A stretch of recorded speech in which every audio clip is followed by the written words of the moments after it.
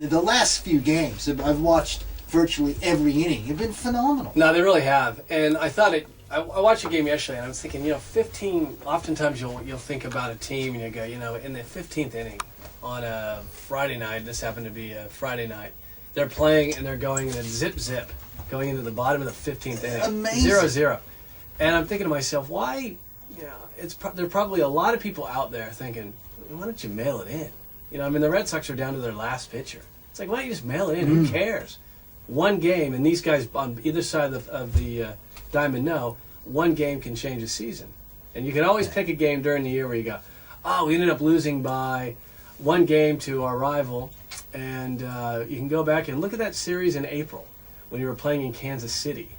And it was freezing cold, and you just you chucked it, and you can't. 162 games is a really long season, but you got to play every single game.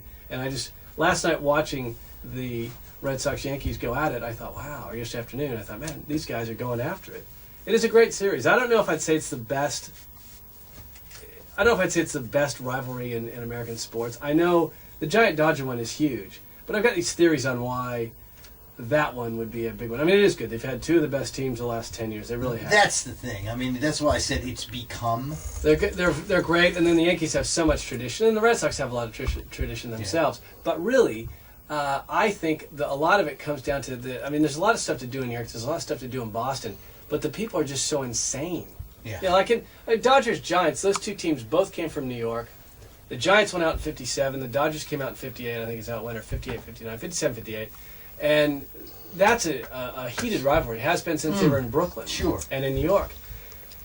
But I don't know what it is. It's maybe in LA there's a lot more to do. In San Francisco there's more to do. Maybe it's because we're more laid back on the West Coast than they are on the East Coast, generally speaking. But to me, I don't think that baseball rivalry is any better than the Giant Dodger one over there. Maybe the last few years it has been, because those two teams have been the most relevant in sports. Yeah. But I just look at it and I go, I don't know. That's a question we'll pose to the listener tonight. What is the best rivalry in all of professional sports? Well, the thing about the West Coast, too, when you think of USC and UCLA, huge rivalry. I've been to a game, went to a game at Memorial Coliseum, amazing rivalry. You don't put it up there with Ohio State, Michigan, Auburn, Alabama. You really don't, because, it's a great one. But again, I think it's that laid-back thing. There's more to do. It's on the West Coast, so the East Coast people often don't even watch the game. As absurd as that sounds. That is very absurd. There's that East Coast bias. It's a great rivalry. Don't get me wrong, but you think of these big, even Pitt, West Virginia, these backyard brawl, and these Texas A&M, and Texas, Oklahoma. You don't Florida, necessarily, Georgia. You don't necessarily think of USC and UCLA, but it is a really good rivalry. And you're right, Giants Dodgers. I've seen games in the old Candlestick Park, and I didn't know the whole history, but people were running around with T-shirts that say, swear word, the Dodgers, and fans chanting, Dodgers suck and LA sucks, and chucking batteries out onto the field. You're right, and it does go back to New York City. So I agree, but I do think this one, because of the media manipulation and the fact that these two teams are in the same division and are the two best teams, I think are make it that pro rivalry. Well, that's good. So that's it. You text us tonight, 043398 1116, with who you think the best rivalry is. And Josh has already come in and said KU and MU, so he's talking about Mizzou and Kansas. There are college ones, as we said at the start, that are better than this, without a doubt. The one thing I do want to mention before we move on is that apparently the Red Sox were in the hunt for Roy Halladay from Toronto, but really didn't want to give up that young closer they've got, Daniel Bard, who did pitch very well in the 15-inning game, the stint he was in for one inning, I think. He didn't give up a run. But again, your point, to get something, you got to give up. You have to give something. So Toronto didn't necessarily want to make that deal, but the Red Sox didn't either, and I think that could come back to haunt them, because Smoltz is done. That experiment has exploded, and there's glass shattered all over the chemistry classroom, because that just isn't going to happen. He's done. He's designated for assignment. It was never going to work. He's 43 years old. Yeah, it was a grasping at straws, and that could come back to bite them, because their pitching at this point is not looking as strong as the Yankees. No, which is bizarre. It isn't. Sabathia and Burnett and Pettit, they all look really good. Yeah. I had one last thing on that. Now I don't really remember what it was. So we'll move on. But Yankees, Red Sox. Oh, Yankees. I'm starting to think that. If you take a look at this, Yankees, Red Sox. Now I think it's 6.5 games. The difference. 6.5. I think it might be 5.5. Okay, 5.5. Yeah, well, you know what? 5.5. Boston, in the history of that franchise, has never overcome a 5.5 game deficit right? to pass the Yankees. Never. And Wow. quite honestly, I don't see it happening this year. No. They're going to have to get on a big tear because the Yankees are playing really well. And it's all coming together for them. And I'm starting to think that maybe this might be the Yankees' year. At least in the American League, they're playing really well. And I just, because year in, year out, you go, oh, yeah, Yankees are going to do it. And then they don't. No. Something happens. Maybe this is the year where we're kind of going, wow, we can't count the Yankees in. Could be. Maybe this is the year This that could be the year. they missed the playoffs last year. They went out, they signed some big arms, Sabathia and Burnett, and now they're doing quite well.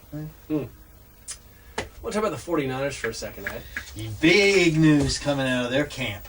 Well, I'll tell you what, they went and Niners been an awful team. They've been a really bad team. And we've talked about this a lot. They've been a bad team. Yeah. And they had the 10th pick in the draft, and Michael Crabtree fell into their hands. And we thought, wow, that's great, because we need a good receiver. We haven't had a good receiver since Jerry Rice left, or since T.O. went sideways. So they draft the guy. He comes into the early camp in April, and everything goes really well. He's now decided that he's not going to come to camp. And Ed, he and his people have decided that he'll sit out all year long and re-enter the 2010 draft. Because what he wants is fair market value. Now, in the NFL, he wants keep that term in mind. Fair market value. Fair market value. Writing it down. Mm-hmm. Got it. Now, where they're getting this idea that they're not getting fair market value is that the Raiders signed Darius Hayward-Bay, gave him $38 million, I think 22 guaranteed. I think that's how it went. Surprising pick, Hayward-Bay. Not considered better than Crabtree, which is the root of the whole issue. Well, that's it. So Crabtree's going, well, I'm better than that guy. Well, you weren't chosen before him. So the way that the NFL has always worked is there's a hierarchy to what guys get. Guy chosen first makes the most money. Guy chosen second most. And so if you're sitting 10th, where Crabtree's sitting, the team is going to look at where number 9 signs, give you a little bit less than number 9, make sure to give you a little more than 11. Yep. Fair enough. Makes sense. It makes a lot of sense. Yeah. So Crabtree, he said, we were prepared to sit out all year long. His guys have come out and said that. I will say this. He's not prepared. Don't believe that. He needs to, his posse, his agent, whomever, they've said all this stuff. He's not prepared to sit out all year. The Niners need to sign him. They need to quit stuffing around. Give him the same contract that Hayward-Bay got. And just say, look, we think, or even a little bit more, we think you're better than him, so we're giving you a bit more. But they're bucking the trend, because what normally happens, again, is there's that hierarchy. And so he's prepared to sit out because he's not getting fair market value. Mind you, this guy's never caught a pass in the NFL. No. Not a pass. And he's talking about, the Niners made an offer. This team doesn't believe, or the Crabtree team doesn't believe that this is it's not commensurate to what he deserves, which I think is a crock. But at any rate, I love the fact that the other players on the team have come out. Someone like Vernon Davis, he's a little bit of an oddball himself, but he's gone, that guy needs to get his butt into camp. Because as a rookie, you're behind the 8 ball to begin with, because you've never played at this level. Yeah. Each day in camp that he misses, he's that much behind everyone else. The Niners don't have a great receiving core, didn't have a great receiving core last year, but they're getting a lot better. And this guy, Crabtree, he needs to get into camp. So he needs them just as badly as they need him. He's not going to sit out a year, let's be honest. No. He isn't. But it's a tricky one for the Niners because they can't really play too much hardball because they're trying to rebuild a team. That's right. This guy kind of comes with a tiny bit of baggage. Remember the thing about him being a diva? Yeah. Remember, who was it that said that? Was it the Jets or some team coach called him a diva, and then Michael Leach defended him, the coach at Texas Tech, and said, he's not a diva, he's a great kid, But so he's got a little bit of baggage there. So the Niners have to play it delicately. But I do find this whole thing of advisors and posses. It's garbage. It is just, and you know the root of it, Steve, as we said, is this whole Hayward-Bay thing. Guy across the bay, he's getting more. He's not half the receiver you are, Michael. That's that it. Whole thing. His buddies are yipping into his ear. Man, you deserve more than that guy. Unbelievable. You need more than that guy. So hopefully they get him signed. Yeah. Because he's meant to be a really good receiver.